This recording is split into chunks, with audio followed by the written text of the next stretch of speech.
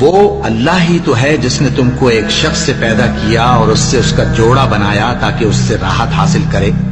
सो जब वो उसके पास जाता है तो उसे हल्का सा हमल रह जाता है और वो उसके साथ चलती फिरती है।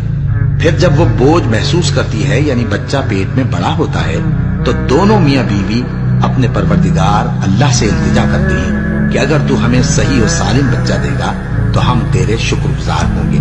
फिर जब वो उनको सही और सालिम बच्चा देता है तो उस बच्चे में जो वो उनको देता है उसका शरीक मुकर्रर करते हैं। सो जो शिर्क वो करते हैं अल्लाह का रुतबा उससे बुलंद है।